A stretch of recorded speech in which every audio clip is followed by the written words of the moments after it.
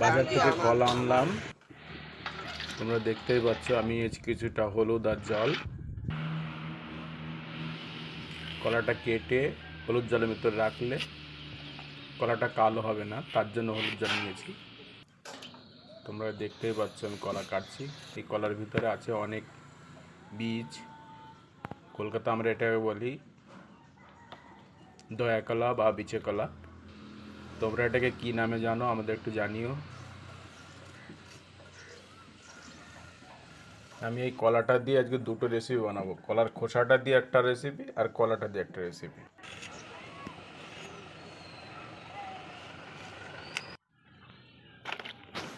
কলা মোটামুটি আমার কাটা হয়ে গেছে, এর কলার খোসাগুলো আমি কেটে নেব।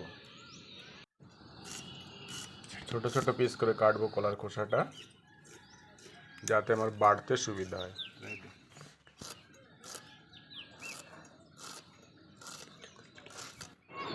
আর কলার খোসাটাও কাটা হয়ে গেছে, এবার আমি এটাকে ভালো করে ধুয়ে নেব।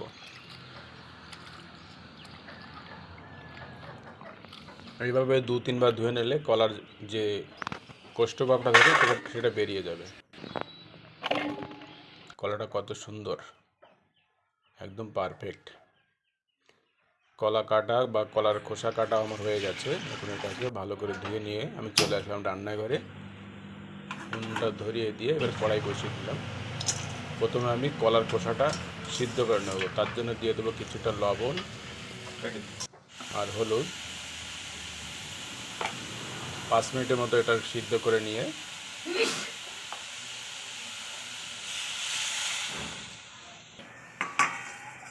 5 মিনিটের জন্য আমি এটা ঢেকে দেব।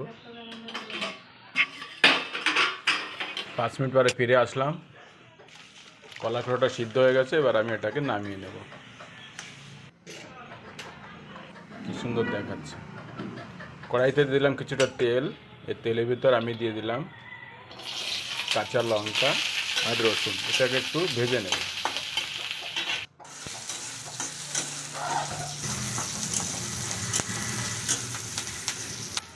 পেঁয়াজ রসুনটা ভালো করে ভাজা হয়ে গেছে আমার। এবার আমি দিয়ে দেবো সিদ্ধ করা কলার খোসা। কলার খোসাটা আমি এর মধ্যে দিয়ে ভালো করে অল্প আগুনে অনেক সময় ধরে ভেজে নেব, যাতে ভিতরে থাকার জলটা শুকিয়ে যায়। অন্যদিকে আমি নিয়ে নিলাম আরও কিছুটা কালা শস্যটা আর এইটা একসঙ্গে বেটে নেব। এটা গরম ভাতের সঙ্গে খেতে খুব দুর্দান্ত লাগে। আপনারা একটু বাড়িয়ে দেখবেন বাড়িতে কেমন লাগে খেতে।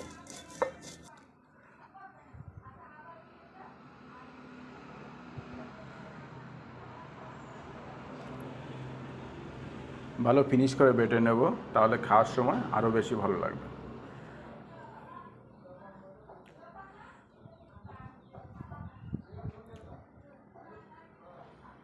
আমার কলার খোসাটা বাটা হয়ে গেছে। এবার এর ভিতর আমি কিছুটা সর্ষের তেল দিয়ে ভালো করে মাখিয়ে নেব, তাহলে খেতে আরও বেশি সুস্বাদু লাগবে। দেখতে পাচ্ছ কত সুন্দর অ্যাট্রাকটিভ কালার হয়েছে। আমি নিয়েছি কিছু মাছগুলো ধুয়ে লবণ হলুদ মাখিয়ে ভেজে নেব। ভালো করে লবণ হলুদ মাখানো হয়ে গেছে। এবার আমি কড়াইতে তেল দিয়ে দিলাম। তেলটা গরম হলে তার ভিতরে দিয়ে দেবো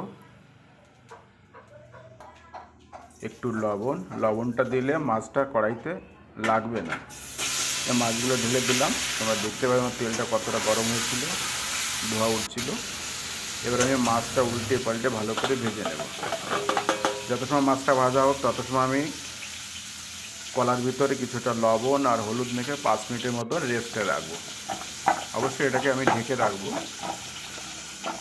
তাহলে লবণটা আর হলুদটা কলার ভিতরে ভালোভাবে যাবে। আমার মাছ ভাজা হয়ে গেছে, আমি মাছটা নামিয়ে নেব এই পর্যায়ে।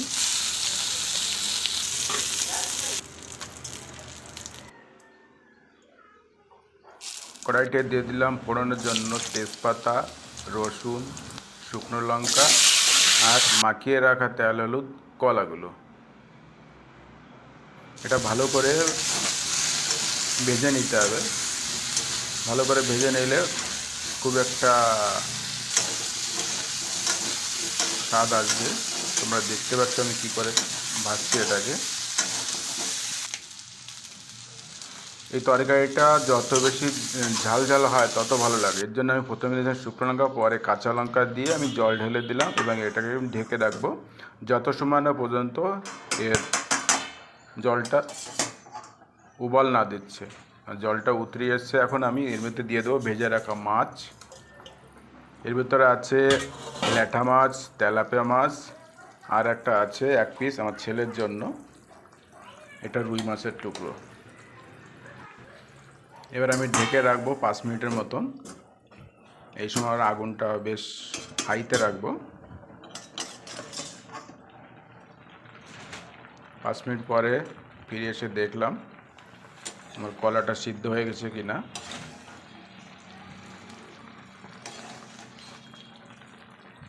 দেখুন আমার কলাটা কতটা সিদ্ধ হয়ে গেছে, খাওয়ার উপযুক্ত সিদ্ধ হয়ে গেছে। এবার আমি এটাকে নামিয়ে নিলাম, নামিয়ে দিয়ে ফোড়ন দেব। ফোড়নের জন্য থাকবে,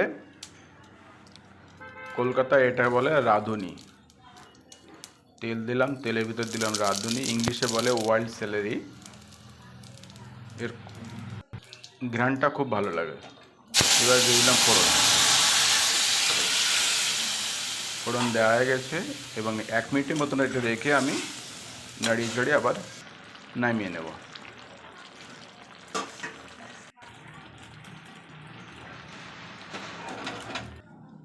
এই সবজিটা গরমের দিনের থেকে শীতের সময় আরও বেশি ভালো লাগে। গরমের সময় ভালো লাগে, কিন্তু শীতের সময়ও খুব ভালো লাগে।